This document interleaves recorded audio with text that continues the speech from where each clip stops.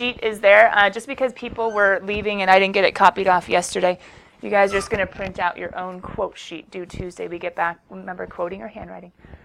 And it's on the reminder in the announcement. There's also that forever quiz the day we get back. And then the bonus practice exam. One of them is due now, the 2003. Now as in for the mock AP, but some of you are going to do it after your mock AP because you haven't had time to try it. That's okay. Some of the people, like the France people, are going to turn it in before their mock AP. But for everyone, we're just making the 2003 bonus one due on Tuesday we get back, which is worth +4 free points in your test quiz category. And I put another one in the folder. 1998 is another optional one that could be due Tuesday because you're like, it's the end of the grading period. I want to sneak in some extra credit. Cool. Remember, it has to be attempted, graded, corrected. But 1998 will still be available for bonus after next Tuesday. Any logistical questions for spring break or for now? Yeah. It's basically due before the actual AP, but if you want to sneak it in by the end of the grading period, do it next Tuesday. Or if you have more time now over spring break, you can do it now. There's going to be some more practice exams too, but that's just the other one that I have made available and said this is another one you can do. Okay, here we go. Anything on number, okay, those of you guys that didn't even try this one, I don't know if I can answer your questions right now. Maybe you need to watch Khan Academy, Sal Khan or Patrick do like Khan does like full FRQs, AP FRQs. He'd be the better place to go at this point. You might need to go watch a motion FRQ. But for those of you that tried this, attempted this, and still got stuck, what do we have, Thomas?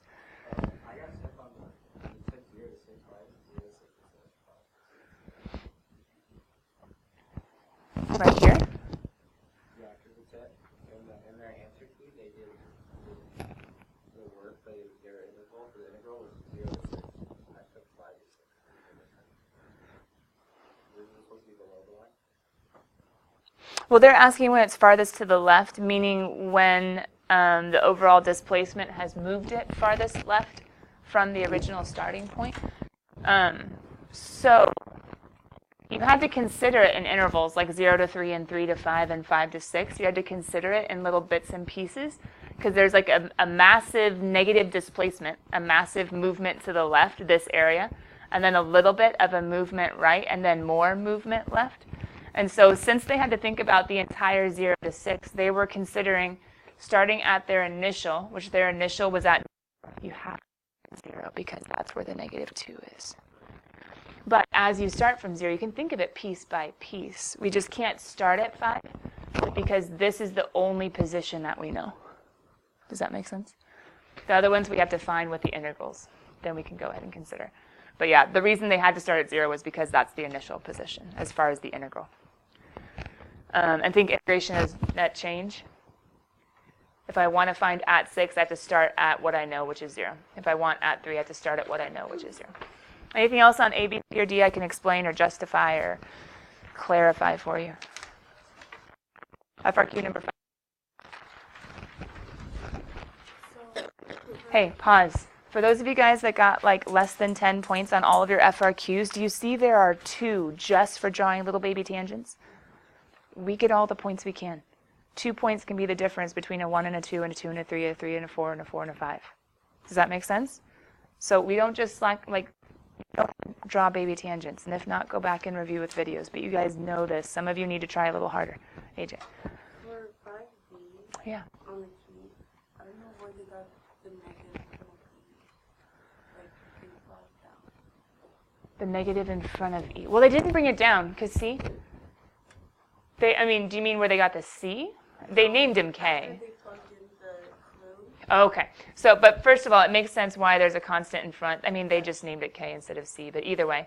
Then they went ahead and solved by plugging in 2, 0, when X is 2, Y is 0. So they went ahead and they solved for K by dividing by E. See where the negative is? Negative divided by E makes a negative E, right? And then they were able to not show the E in the denominator, even though you're supposed to divide because it's a negative exponent, so they just popped them up to the numerator. Or you can think of this as K over E to the 1/2 times, and a negative times E is a negative.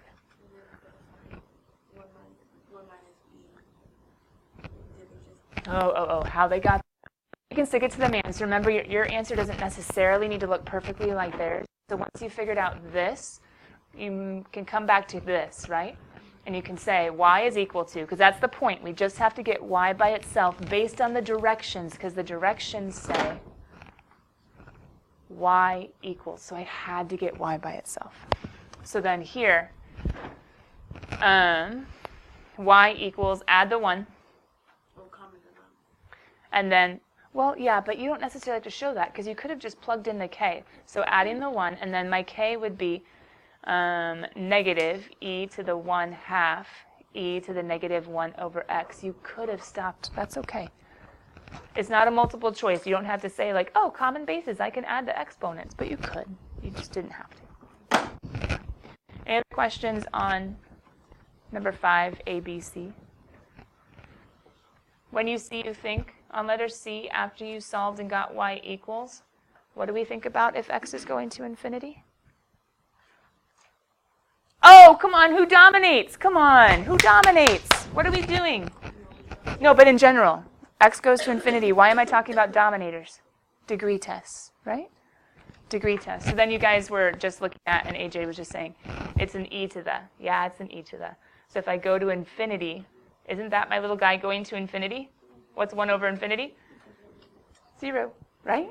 So isn't my answer 1 minus e to the 1/2? You didn't have to write it like that. It's just 1 minus e to the 1/2. Got 'em. Done. Look, a whole point just following degree tests on FRQ. It's pretty much a big thing. FRQ number 6. We still have 5 minutes. That's FRQ number 6.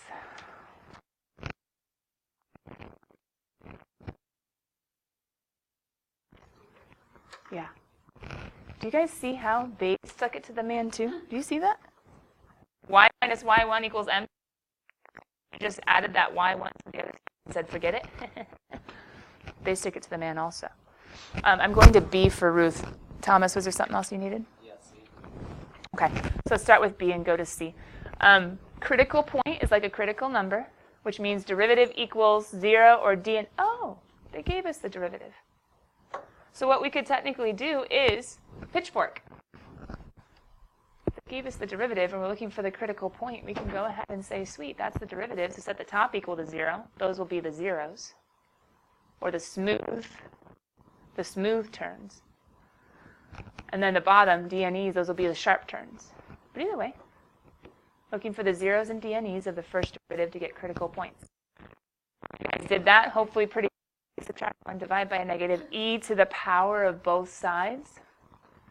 We would have had ln of 1, e to the x is equal to e was an HTL. And then on the bottom, x equals 0 was a, oh, wait a minute.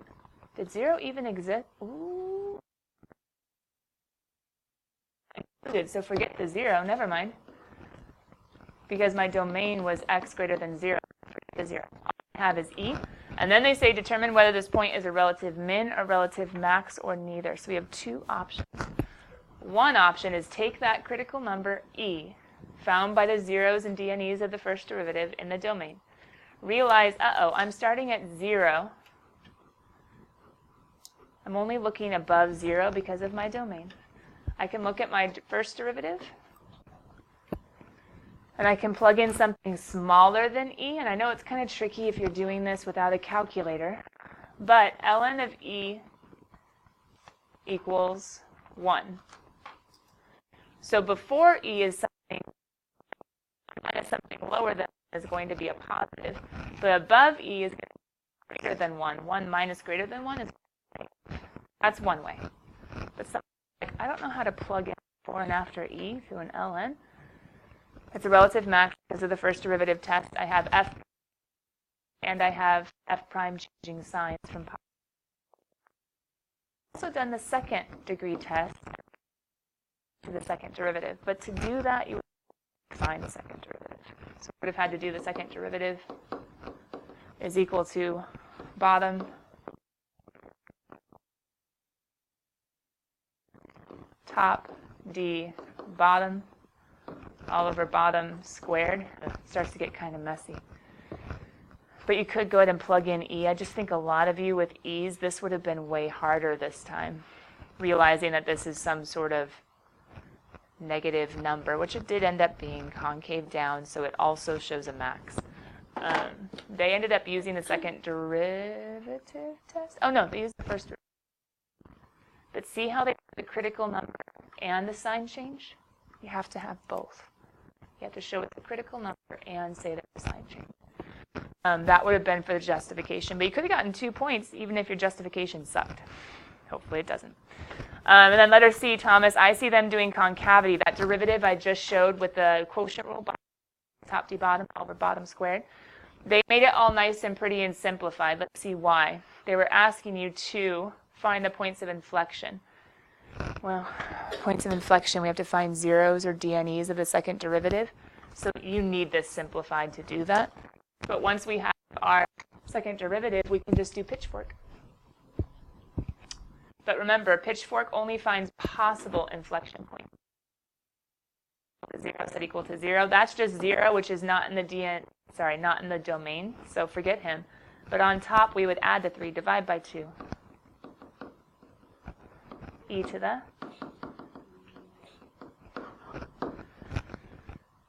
That's a possible inflection point. And so they probably would have given you 1 point for setting the second derivative. Oh, for 2 points for finding the second derivative. Well, that's nice. Any mistake you made in the quotient rule would have taken away 1 point each time. So if you made 2 mistakes on your quotient rule, you would have lost both of those points.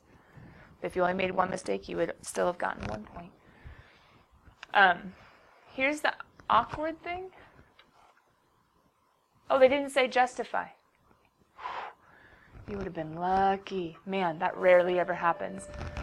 You should have said that the sign of the second derivative changes. Testing the before and the after. You don't have to say positive or negative, just that the second derivative changes to make it an actual inflection point. Kiddos, I know today is crazy, crazy, crazy as far as the schedule. I will not necessarily be available for long after school. So if you need me, come by and pop in really quickly. Those of you that need to email me pictures, do it by tonight. Get sleep tonight. After studying forever, I'll see most of you in the morning. Bye.